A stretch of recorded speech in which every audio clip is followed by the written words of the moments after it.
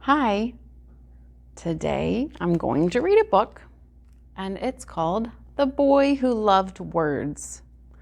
It is by Ronnie Shatter and Giselle Potter.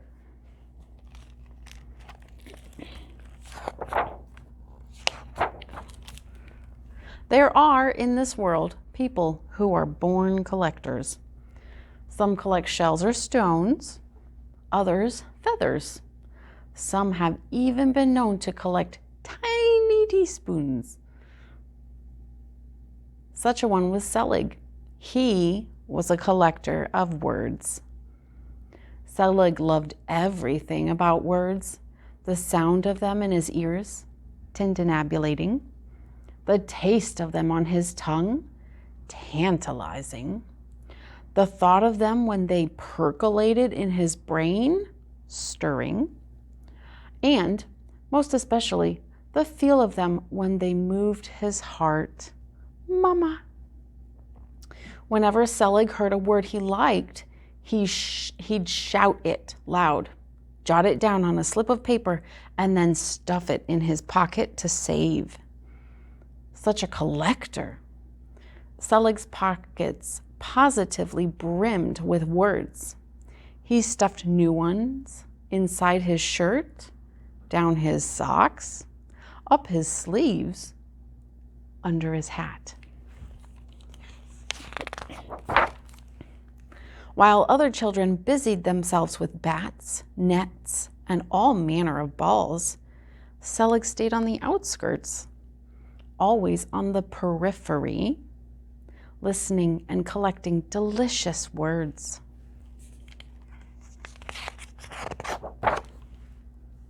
His father, a practical man who sold sturdy shoes for a living, wondered what good could possibly come from a son with such a strange predilection. His mother, a large, lovely woman from the old country, worried.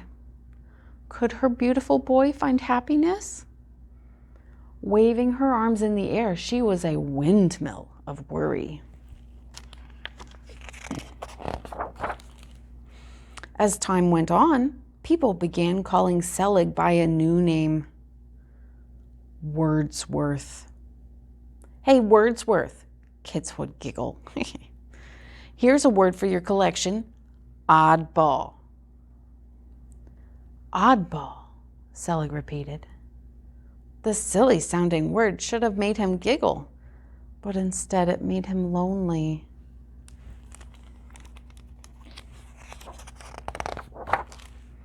One night, Selig had a dream. Alone, in front of an unusual emporium, he encountered an oversized amphora. Curious, Selig gave it a tap. Swoosh! Out popped a swarthy, swirling man. Gin, Selig exclaimed, then, Genie, he shouted, enjoying the tang of tasty new words. What you want? The genie asked. A wish? Such strange and savory sounds. Such an offer. At a loss for words, Selig suddenly knew his wish. It was for an answer. It is true. Oh, no, is it true? Am I really an oddball? Oddball? Pfft, you are Wordsworth, a lover of words.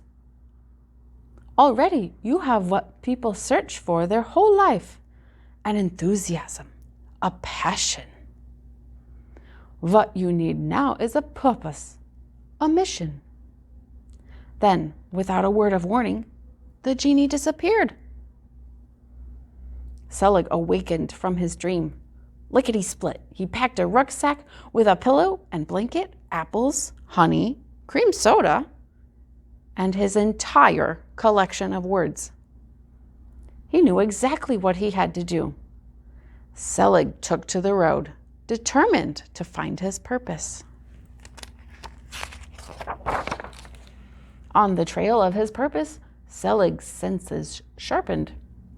He noted the nod and toddle of tulips in the wind, the sway and swagger of tree branches, how, at evening, the light dimmed to announce the arrival of twilight and stars. Dusk, Selig noted, adding the short and enchanting word to his collection. But in time, Selig's step grew heavy. Under the weight of so many words, it was harder and harder to move. He was shuffling and shambling when he might have been rambling and ambling. Perhaps what he needed to do was lighten his load. But how? Throw words away? Waste them? Impossible. They were far too precious. Selig was too tired to think. His exhausted brain could imagine but one thing: slumber. A splendid word. Sadly, he was too sleepy to write it down. In front of Selig stood a large and lovely tree.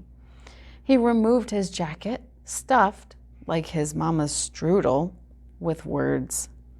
Tenderly, he hung each word on its own separate branch, as if putting it to bed for the night. With a sip of cream soda and a nibble of honeyed apple, Selig clambered, then curled into the crook of the tree. Snug, he thought, and fell directly to sleep. Comfortably cradled there, he dreamed of his mama, his mission, and macaroons, his favorite cookie. During the night, a pacing poet, unable to sleep for want of a word, found himself under the same tree, gazing hopelessly at the moon. Night after night, he'd been struggling to find the right words to describe it. Suddenly, mysteriously, a swirling wind blew up. 4 of Selig's words sailed off their branches. Reaching skyward, the distracted poet caught them. Discarding the word macaroon, he held tightly to lozenge, lemon, and licorice. The moon, he wrote in his notebook, growing more and more excited with each word, melted like a lemon lozenge in a licorice sky. My stars, the poet shouted. Exultant! That's it. The following morning, Selig awoke to what could only be called a rhapsody of birds and words. The poet was reading his newest poem aloud, a poem chock-a-block, with Selig's words. Wiping the sleep crumbs from his eyes, Selig scrambled down the trees and saluted the poet. Your poem, he told him, contains some of my favorite words. How beautifully you used them. Why, thank you. For once, the words just seemed to come to me. Upon my word. How lucky I am. What, may I ask, is your name? I should like to dedicate my poem to you.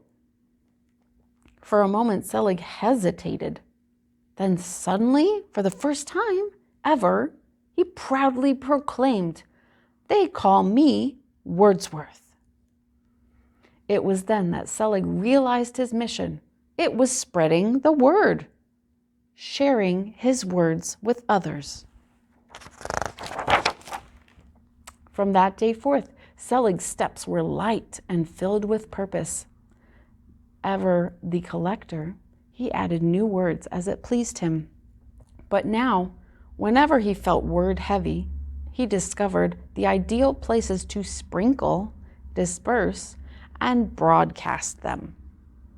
In that way, a baker whose pastries had always been ignored found his shop filled with a mob of hungry customers.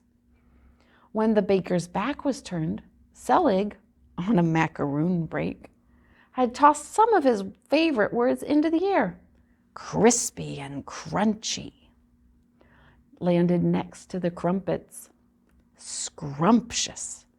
Fell against a loaf of pumpernickel. Luscious. Leaned against a layer cake. Upon my word, how lucky I am, the baker exclaimed when he turned back and saw his voracious new customers. Neighbors realized they were bickering when the words fuss, hubbub, and jibber-jabber rained down on them and stopped their fighting. Selig watched them grow still and gazed kindly upon one another after he cast hush, harmony, and chum in their direction.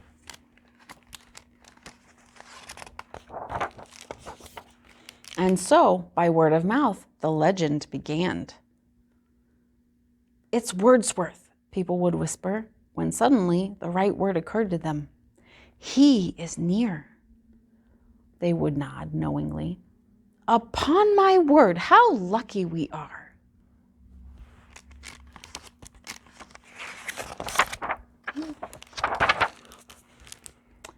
Years passed. Selig was a man now, also a myth. But while he delighted in his work, he found that once again he was lonely. Solo, he sighed. One day, after launching the words limber, spry, and gusto toward an aging, unhappy man, Selig heard a sound on a breeze.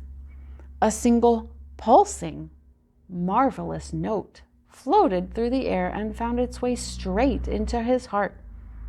Mellifluous, he exclaimed. Pursuing that perfect note, Selig found a young woman seated by a lake, playing a lute. Suddenly, his heart was aflutter. Tremulously, he asked, May I have a word with you? What is your name?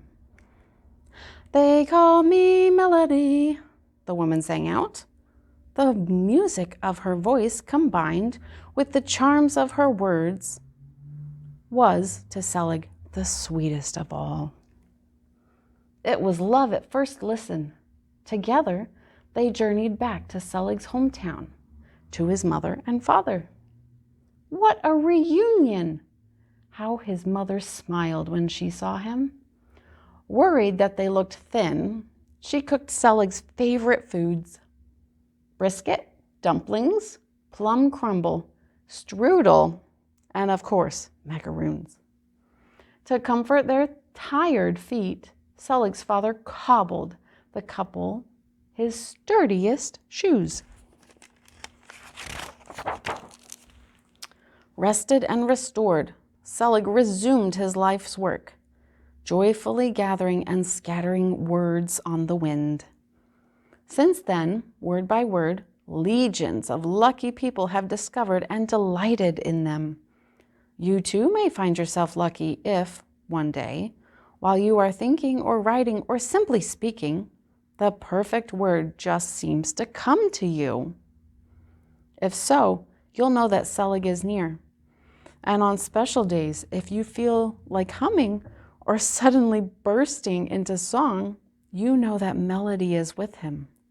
Upon my word, you may say, how lucky I am.